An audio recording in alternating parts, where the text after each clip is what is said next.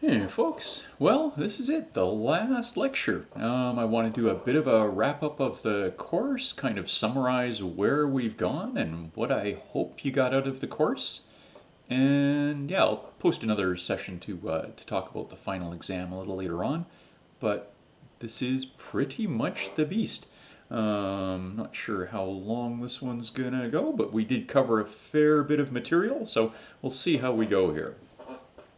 Again, it's often said that compilers are hard. And I guess the idea is that most of the concepts are pretty intuitive. It's doing things well, doing things efficiently that makes it challenging. Right? We can generally come up with reasonably straightforward algorithms or reasonably straightforward ways to describe what has to happen at a given step, but actually coming up with an implementation that works well and produces code that's efficient tends to be kind of challenging.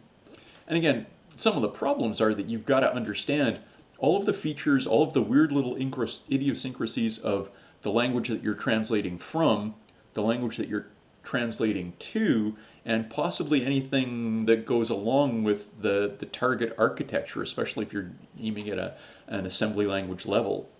So you've got to understand both of those things really well, and you've also have to have a decent grasp of the possible translation and implementation techniques that you can use to get from one to another if you want this to be reasonably efficient. So there are a fair number of challenging problems and a huge number of areas that you can spend a tremendous amount of time digging into. Right? We've barely scratched the surface of so many different pieces of the things that we've looked at here, but hopefully it's been interesting. Okay, again, broad overview. Right? We're starting from the specifications for the language that we're translating out of, the language that we're translating into, and we've got some kind of a program in the source language that we're supposed to be translating.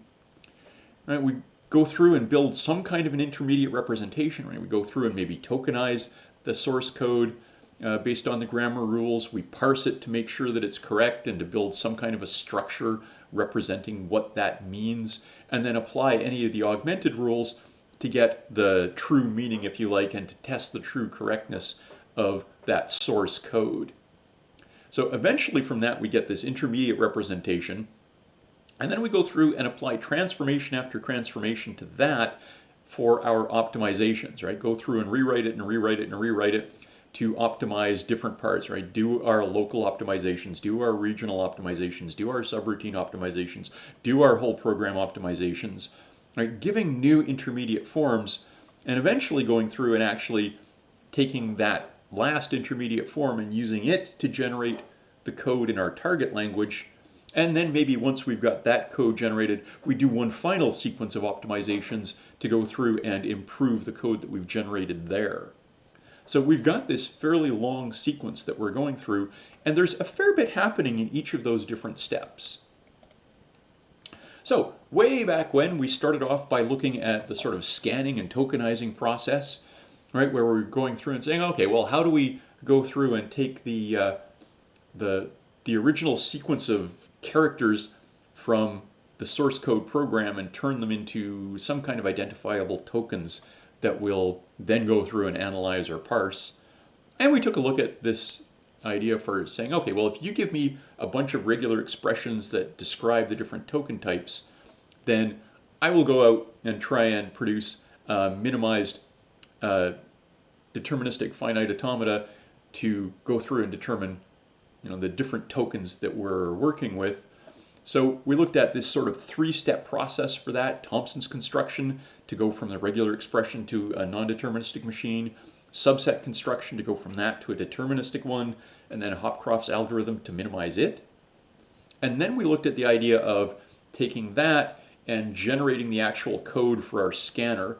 And we looked at a couple of different approaches. We looked at table-driven approaches where you have this general scanner where we say, here's the table with data for language X, and the scanner just goes through and uses that data and the input code and produces the tokenization, versus a direct coded approach where instead of having the tables, we have the information for a specific language actually hard-coded in our scanner, versus the handcrafted approach where we make something up from scratch and, hopefully theoretically come up with better optimizations than a general direct coded approach would or a general table-driven approach would. So if we've got our scanner, then we've got this sequence of tokens, and we can go through and try and parse it.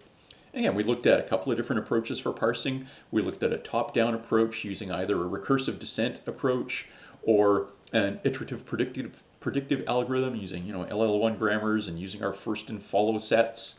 And again, we looked at a table-driven approach for that, and we looked at a coded approach for that. Or there's the other approach where we can go through and take a bottom-up approach to it, and we looked at stack-based algorithms for it. We looked at LR parsing using action and go-to tables and how to construct them. We looked at sort of extensions to that with more grammars and how to go through and use context-sensitive data to try and resolve ambiguities, and looking at the appropriateness of left versus right recursion, looking at different optimizations for the parsing process. Again, we've got this sequence going through scanning, parsing, then there's the whole context-sensitive side of things, and we spend a fair bit of time this term in the labs playing with the context-sensitive aspects in Lex and Yak, well, particularly in Yak, where we're going through and building up the information, building up our symbol tables, doing the analysis, right? Looking at what kind of information we want to associate with each of the individual tokens that we're going through and processing. So I am pretty much assuming that by this point you've got pretty decent fluency in Lex and Yak and the kind of techniques we've been using there, and the different kinds of rules that we've been trying to apply. You must declare something before using it, or some of the implications if you decide you're going to allow forward declarations, or if you're going to allow use anywhere, what does that mean that we have to do? Things like handling lexical scoping versus dynamic scoping, if we want to do type checking, static checking versus dynamic type checking, if we're looking at orders of operation, so what's the precedence levels for our operators, what's the associativity, and what we have to do in terms of our grammar to get those effects. So, assuming we've gone through all of that, we've eventually produced some kind of intermediate representation.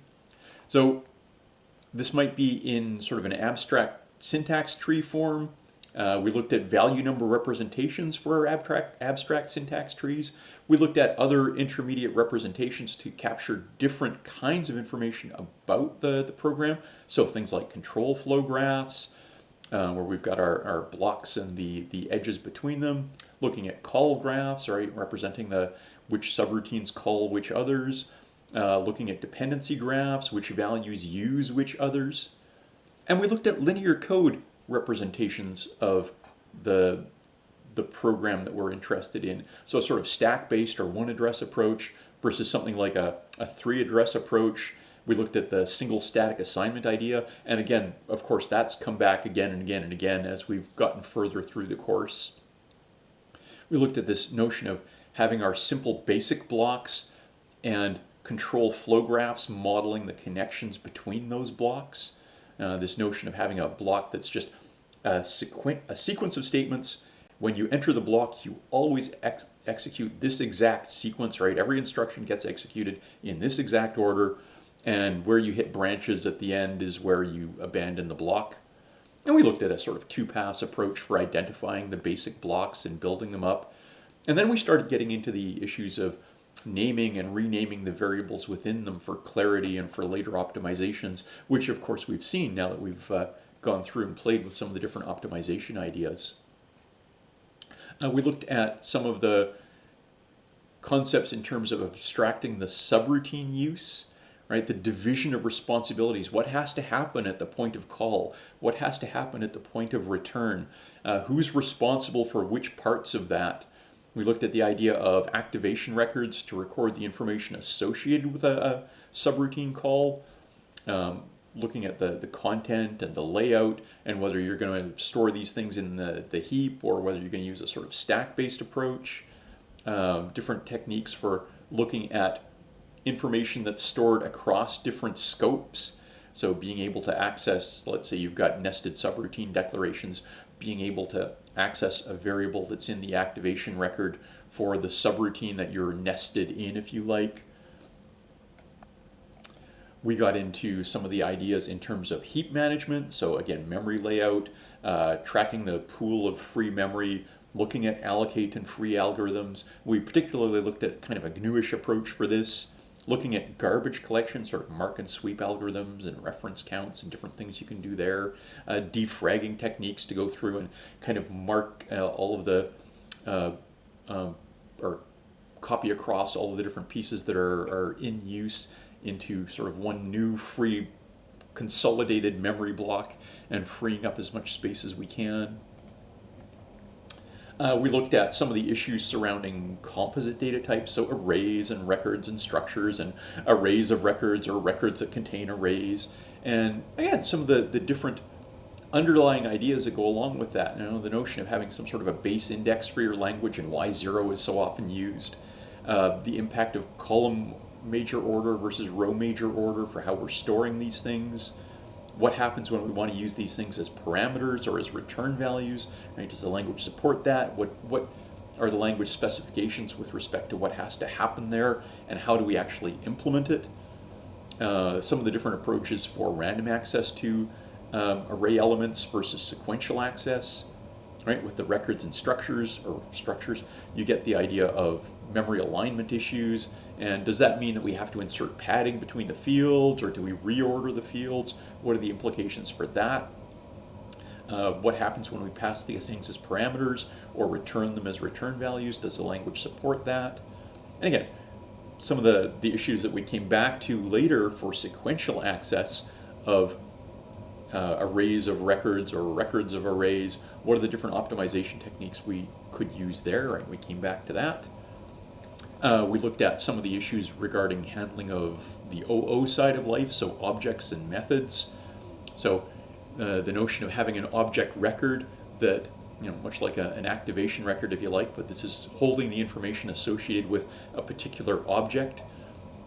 What happens there in terms of inheritance, and what complications does multiple inheritance add? What do you do for method access and dynamic binding, right? If there is a call to a particular method from a particular object, how does that get resolved? We looked a little bit at a C++ specific approach, but these ideas of having, you know, an object table record the different methods that it refers to by default, having a class refer to the have a table that refers to the different methods that it implements, and then pointers to or references to the parent or inherited class tables. We got into then the code generation side of things. What do we have to look at in terms of, you know, memory layout when we're doing our code generation? What are the concerns that we've got in terms of the impact of the code we generate on paging and cache utilization and instruction caches and whatnot? We took a look at, just in a general sense, the sort of register-driven models versus memory-driven models. Do we assume that we're going to try and keep things in registers as much as possible, or in memory as much as possible, and just move them to registers when we actually need to do something with them, then put them back? We got into the naming of our values and the ambiguity issues that we run into with things like pointers with respect to the values that are currently stored in registers. And we got into a tree walking algorithm for just basic code generation. This notion that we'll go through and say, okay, well, can we go through our abstract syntax tree and somehow generate chunks of code as we go to represent the sequence of instructions that we're playing with? And of course, we come back and look at this again as we get into our optimization issues. We took a look at, from these sort of tree walking algorithms, how many registers do we wind up needing based on this, and what kind of optimizations can we perform on that? And then we got into a lot more discussion on code generation for specific aspects. You know, we've got our basic primitive operations that we were handling with our tree walk, but what happens when we run into Boolean operations for an if or for a loop, right? How are these things approached, and kind of the relationship between the underlying hardware and the typical approaches that we use for our Boolean sequences. And we took a look at a few specific examples, things like condition codes, or adding a conditional move, or using Boolean compares, or using the predicated execution. So all of these things just have an impact on the code that we wind up generating. And then some of the different implementation and optimization ideas for specifically ifs and elses and switches, or specifically for different kinds of loops. Some of the issues that come when we support things like breaks and continues. Doing things like sequential or random access to array elements and structs. Right? If we start looking at a loop that iterates across the elements of an array, that's a pretty common structure, and so we looked at some of the optimization techniques for that. We looked at some of the ideas for if we've got access to an array of structs, or a struct containing arrays, and what are some of the optimizations we can perform there. We looked once again at the whole subroutine call and return process. What kinds of optimizations can we provide around the call and return point? Right? How can we take the things that we have to do there, and which things can we somehow push into the call E, or can we somehow consolidate so we don't have this sort of huge sequence of call and return responsibilities repeated over and over and over again throughout the program, every place where there's a call. We looked at, again, some of the issues in terms of parameter handling and order of evaluation, some of the ideas that we might wind up generating implicit parameters beyond the ones that the programmer actually included. And this typically includes a lot of the different addressability information. So things like a this pointer in our methods, or things like a pointer to the caller's activation record, maybe, depending on the kinds of support we're trying to provide. Then we started getting into the optimization side of things. Right? We looked at our 4 different layers of optimization. So we looked at local optimizations, where we took this sort of local value numbering idea and applied it within one of our basic blocks. And we were trying to use that so that we could reuse values that we'd computed rather than recomputing them if we didn't need to. We looked at expanding that a little bit and saying, well, if I've got x plus y, and I see another thing that's looking at y plus x, I can reuse that x plus y value. So how can we go through and recognize that and use it? What can we do in terms of constant folding to sort of rearrange our constants possibly and replace an expression of constants with just a single value in the actual executable code? We looked at ideas for applying simplifications based on different identities. We looked at the problems, again, that come up from naming and ambiguity from pointers or indexed array or variable-based array indices. And we got into the notion of trying to support parallelization through tree balancing within our representations of an expression. So we looked at this balance algorithm that was based on flattening and rebuilding the tree. If we had associative commutative operations used uniformly within some subtree. Then we took it and expanded to regional optimizations, where we said, okay, we're not interested in just a basic block. Now we want to capture the region around it. So for things like an if statement, or pardon me, not an if statement, for things like a switch statement, or for things like a loop, can we extend this and take a few basic blocks and group them together somehow? And so we looked at the idea of how we can take a collection of these extended basic blocks and use them effectively, use the basic blocks within them, carve them up into safe paths, and identify where we could take a path that included multiple basic blocks and apply something like our local value numbering optimizations on those. And then we took a look at a variety of different loop optimizations. And since, again, loops are so widely used and so important that the optimization techniques for them are fairly well researched and fairly universally applied. So things like unrolling loops and splitting loops and moving invariants outside the loop. We then took that and expanded on to our sort of subroutine levels of optimization, where we started looking at both things like block placement within the subroutine and at the effective use of data flow analysis to I guess, make better use of the optimizations that are possible within a subroutine. So the one we specifically looked at within our subroutines was live out. So we looked at an iterative computation for that using live out, varkill, and uevar. So you had these local computations you could do for values or variables whose values were killed within the subroutine and upwardly exposed variables, and using that repeatedly, using those in repeated recalculations of the live outs for a collection of blocks to eventually arrive at a good calculation of live out for all of the blocks in our subroutine. And of course we came back to that in our expanded data flow analysis, where we started looking at more generalized data flow analysis approaches using similar iterative techniques.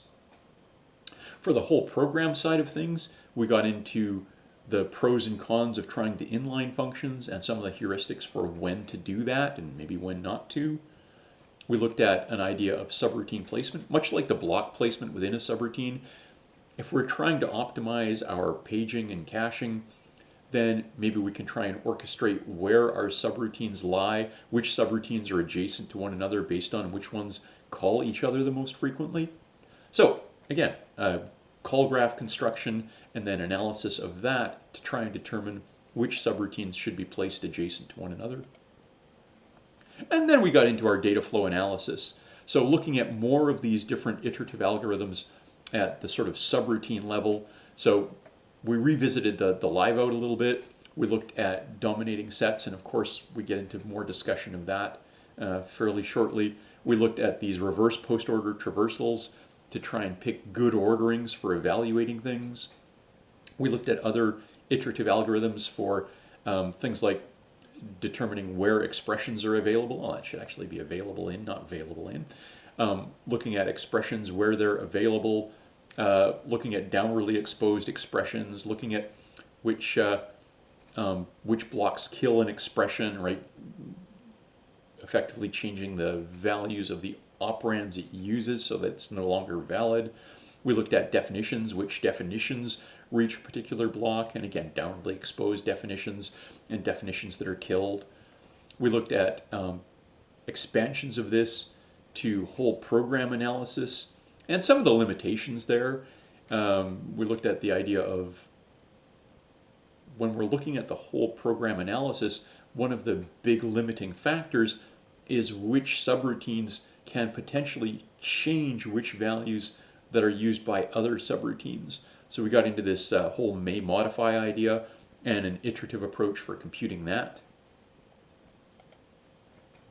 Then we dove into the single static assignment form again, looking at, this time instead of just within our basic blocks, how do we go through and resolve the naming rewrites that we've gone through when our blocks converge. So if I've got two different blocks that have done their own renaming of variable x, and they both feed into another block that uses x, in that other block, how do I resolve which of their x names I should be using here and when? So for that, we use this idea of computing a dominance frontier and essentially things that lie just outside the dominated set of nodes for a particular node, and looking at the computation of immediate dominators and a tree representing that, and how we could use that to go through and compute the dominance frontier, how we could go through and compute which names are used in one block but created in another or defined in another, and the set of definitions, which definitions are provided by which blocks, and then trying to combine those two sets of information, our dominance frontier with our set of names and definitions, to try and figure out where to place, where it's necessary to resolve these name conflicts. So we spent some time going through that resolution process. Then we took a look at just the naming process in general for SSA. We've talked about this idea that we can keep generating new names as we need them, but somehow we need a mechanism to actually do that. So the notion of keeping the source code's base name, so X or whatever it might be, and then adding some kind of counter value onto it, some index value, And we just keep incrementing our counter every time we do that. So the first time it's x0, then it's x1, then it's x2, and using a stack for each of the base names to keep track of, let's say, which x's are actually in use right now by the block. Then we got into the notion of how we should, once we've done all this, translate those resolve functions into code that's relevant for the target language. Because, of course, the target language isn't going to have a resolve. So what do we do there? And this notion of looking at, going back to our control flow graph and the edges in those and saying, well, you know, if I've got x1 coming from block 1 and x2 coming from block 2, then on the edge that connects block 1 to our target block, I need to copy that x1 into whatever variable the target block is going to use for x. And similarly, on the edge that takes us from block 2 into our target block, I need to copy block 2's x, block 2's x into the x variable that our target block is going to use. Then we just kind of wrapped up a day or two ago with just our collection of miscellaneous further topics, things that I wish we'd had more time to dive into. But, you know, thinking about how higher order functions are going to mess up our call graphs, and kind of the call graph equivalent of our ambiguity issues. Looking at our actual SSA to target code translation process. If we can come up with some kind of a table that says, for this instruction in the source language, we translate it into this instruction. This is the pattern that we use in the source language, or we see in the source language, or in our SSA, and pattern we replace it with in our target language. So if you can come up with a table and rule-driven approach for that translation process, then you can automate this much better. And in particular, if we can come up with a sort of tree matching approach to go through and say, well, if I can recognize a pattern in a subtree of my abstract syntax tree that's representing this, then maybe I can say that subtree pattern gets rewritten using this rule into our target language. And if we can kind of pattern, or if we can tile, if you like, our entire abstract syntax tree with these different pattern rules, then we can translate the entire thing. So we looked at this sort of instruction schedule or instruction selection approach using this kind of table and rule driven approach with some kind of pattern matching rules to try and carry this out. And then we could follow that up with some peephole optimization to try and go through this little sliding window that looks at different 2 or 3 instructions at a time and says, okay, is there some way that I can improve this set of 2 or 3 instructions with something that does the same thing but better?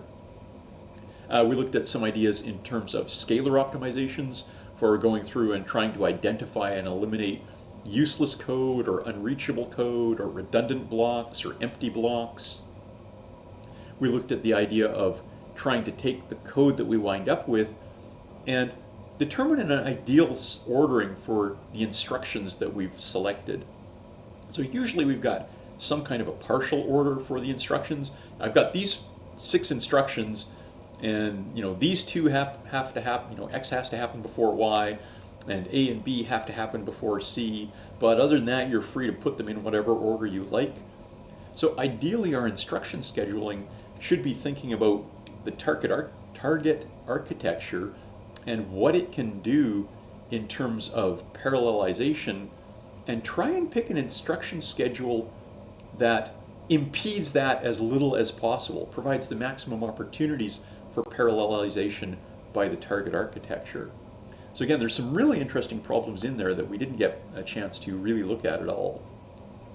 Register allocation itself, at some point we have to go from this collection of abstract names that we came up with in our SSA to an actual set of register names that we're going to use that exist in our target architecture. And so there are some different techniques for that based on top-down allocation versus bottom-up allocation techniques, some graph coloring schemes that we can apply to try and come up with good register allocations, and the problems of, how do we decide if not everything will fit in a register, which ones do we spill back to memory, and when do we bring them back in and spill other things to memory? So these are all topics that, again, we could easily spend a huge amount of time on, but we will have to leave that for future research. I hope the course was an interesting one.